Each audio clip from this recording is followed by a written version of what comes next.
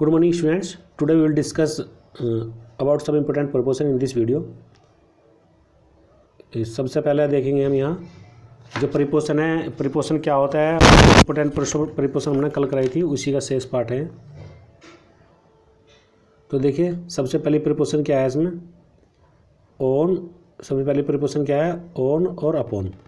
सबसे पहले हम ये देखेंगे कि जो ऑन होता है या अपॉन होता है तो ये कहाँ कहाँ यूज होते हैं।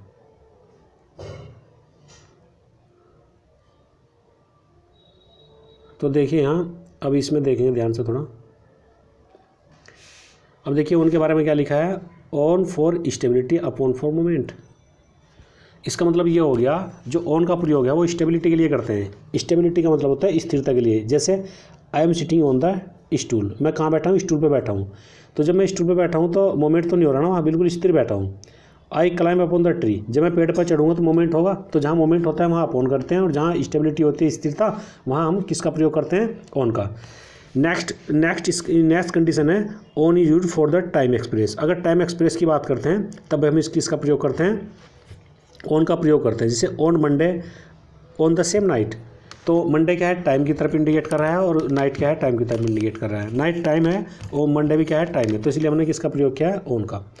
अब नेक्स्ट इसमें देखेंगे हम नेक्स्ट कंडीशन कहाँ होती है। तो दो कंडीशन बताइए बच्चों ने अभी अब आपको। एक तो कंडीशन ये होगी कि जहाँ जो है स्टेबिलिटी होती है या मोमेंट होता है तो मोमेंट के लिए अपॉन और स्टेबिलिटी के लिए ऑन का प्रयोग करते हैं। दूसरा टाइम की बात करते हैं, टाइम से पहले ऑन का प्रयोग करते हैं। जैसे on Monday on the same night कह दिया। दूसरा हमने ये लिखा है यहाँ देखिए बिफोर टू व्हीलर। अगर देखिए कल हमने ये बताया था आपको, इससे पहले जो वीडियो आई थी उसमें ये बताया था कि जहाँ फोर व्हीलर हो वो भी कवर्ड, जैसे कार है कवर्ड रहती है, बस है कवर रहती है, तो उससे पहले हम किस प्रीपोजिशन का प्रयोग करते हैं, बाई का। किंतु टू व्हीलर है जैसे कि स्कूटर है या साइकिल है तो उससे पहले हम ऑन का प्रयोग करते हैं, ऑन साइकिल ऑन स्कूटर कहते हैं। अब नेक्स्ट देखिए इन the case of following phrase. अब ये याद रखना पड़ेगा आपको, कुछ फ्रेज ऐसी होती हैं। अब ये फ्रेज क्या होता है भाई, ये फ्रेज होता है group of words but there is no subject and predicate in that group of word. और एक होती है क्लोज। क्लोज क्या होता है, clause also the group of words but there is a subject and predicate in clause. It's the main difference both of the words phrase and clause. अब देखिए यहाँ देखेंगे, यहाँ ध्यान से थोड़ा सा।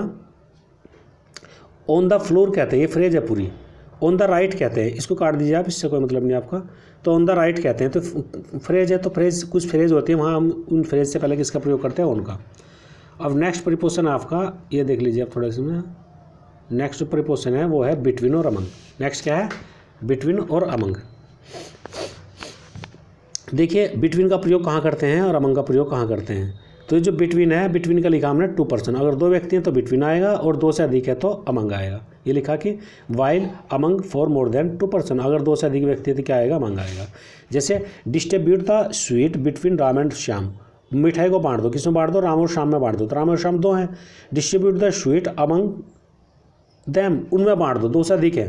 तो अगर दो से अधिक की बात करते हैं तो अमंग आता है, और दो के लिए बात करते हैं तो क्या आता है, बिटवीन आता है। अब देखिए बहुत ही मोस्ट इंपोर्टेंट चीज़ लिखी बच्चे यहाँ, इसको ध्यान देंगे आप।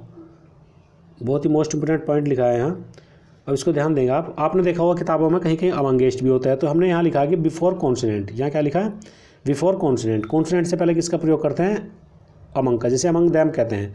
बिफोर वोविल साउंड, अगर वोविल साउंड आ रहा तो किसका प्रयोग करते हैं, जैसे अस है, अस में क्या है, अस यू जो है वोविल है आपका, तो इसलिए यहाँ अमंग आया।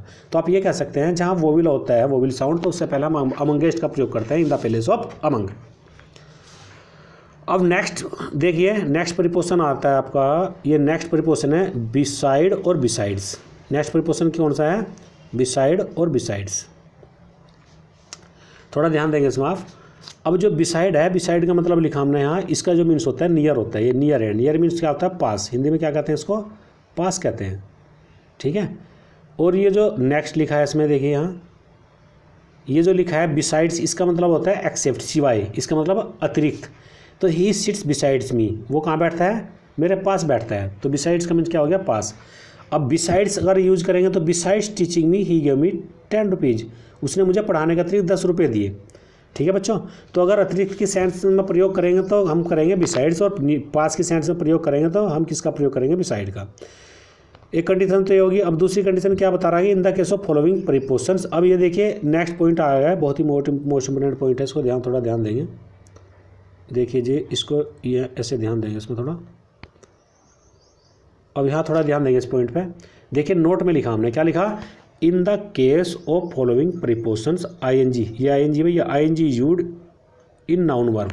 नाउन वर्ब का मतलब ये हो गया, जैसे हमें अबाउट प्रीपोजिशन यूज करना है, या बिफोर करना है, या after, in, on, for, with, of, from. अगर इन प्रीपोजिशन के बाद कोई वर्ब आती है तो उसमें हम आईएनजी लगाएंगे, और जब आईएनजी लगाएंगे तो वो वर्ब का काम नहीं करेगी बल्कि नाउन का काम करेगी। जैसे कि जीरंड में करता है, जब हम वर्ब में आईएनजी लगा देते हैं तो वो जीरंड बना देते हैं उसको, और जो नाउन होता है अपने आप में। जैसे आई एम फॉन्ड ऑफ सिंगिंग, तो ये जो फॉन्ड आया, ये ऑफ प्रीपोजिशन आ गया, ऑफ जबकि यहाँ भी है, तो ये इसके बाद जो वर्ब था सिंग, तो इसमें आईएनजी लगा के हमने नाउन बना दिया। तो I am fond of singing में गाने का शौकीन हूँ, he prevented me from doing it, उसने मुझे रोका यह करने से। तो देखिए बच्चों, जब ये फ्रॉम आ गया, फ्रॉम आपने यहाँ भी देखा होगा ऊपर ये आ रहा फ्रॉम, तो फ्रॉम यहाँ भी है और यहाँ भी आ गया, तो फ्रॉम के बाद जो वर्ब आएगा उसके बाद हम आईएनजी लगाएंगे, सीधा सा मतलब इसका यहाँ ये है। अब नेक्स्ट पॉइंट आ गया इसका, नेक्स्ट प्रीपोजिशन देखेंगे। ये देखिए, ये आपने टेंस में पढ़ी रखा होगा, टेंस में ये टेंस का पार्ट आ गया यहाँ एक तरह से। यहाँ देखिए आपका सिंस और ये फॉर किस में प्रयोग करते हैं, प्रेजेंट परफेक्ट कॉन्टिन्यूअस में, पास्ट परफेक्ट कॉन्टिन्यूअस में और फ्यूचर परफेक्ट कॉन्टिन्यूअस में सिंस या फॉर का प्रयोग करते हैं। तो अगर निश्चित समय होता है, पॉइंट ऑफ टाइम होता है तो सिंस आता है, पीरियड ऑफ टाइम होता है तो फॉर आता है। जैसे I have been teaching you for an hour, 1 घंटे से पढ़ा रहा हूँ, तो 1 घंटा जो है निश्चित समय नहीं है, तो फॉर एन आवर कहते हैं। अब मान लीजिए मैं आपसे कहता हूँ कि I have been teaching you since 2 o'clock कहेंगे, क्योंकि 2 o'clock एक निश्चित समय है, तो ऐसी कंडीशन में सिंस या फॉर का प्रयोग करते हैं। अब नेक्स्ट पॉइंट आता है इसमें, अभी ये देखिए बहुत ही मोस्ट इंपॉर्टेंट है। नेक्स्ट आता है यूज ऑफ क्रॉस और एक्रॉस और थ्रो। अब ये एक्रॉस थ्रो का प्रयोग कहाँ करते हैं, एक एक्रॉस है प्रीपोजिशन, या थ्रो है। तो देखिए एक्रॉस ये आर पार की, इधर से इधर अगर आर पार कर रहे हैं तो एक्रॉस आता है, और थ्रो माने इस साइड से इसमें को निकल गए, इस साइड से इस साइड तक, ये हम अगर ऐसे क्रॉस करते हैं तो that is called we will use through. जैसे ऑन द अपोजिट साइड कहते हैं, अगर अपोजिट साइड की बात करते हैं तो एक्रॉस आता है, और बोथ साइड की बात करते हैं दोनों साइड के लिए थ्रो आता है, सीधा सा मतलब यहाँ ये है इसका। अब जैसे उदाहरण से समझेंगे हम इसको। अब देखिए उदाहरण इसका, यहाँ देखिए उदाहरण देखेंगे ध्यान से। उदाहरण example, he is waiting for me across the road, road के आर पार मतलब अपोजिट साइड, वो क्या है, एक्रॉस मीन्स अपोजिट साइड, वो मेरी प्रतीक्षा कर रहा था। I swim across the river, मैं मतलब एक सिरे से दूसरे सिरे पार कर लिया। अगर इस तरह कंडीशन होती है अपोजिट साइड की कंडीशन में, हम किसका प्रयोग करते हैं, एक्रॉस का। अब फिर थ्रो का प्रयोग करते हैं, the train passed through the tunnel, सुरंग में निकल गई ट्रेन, जो है सुरंग में पास हो गई, तो ऐसी कंडीशन। ठीक है बच्चों, आज की प्रीपोजिशन इतनी है। Thank you very much. ये और देख लीजिए थोड़ा,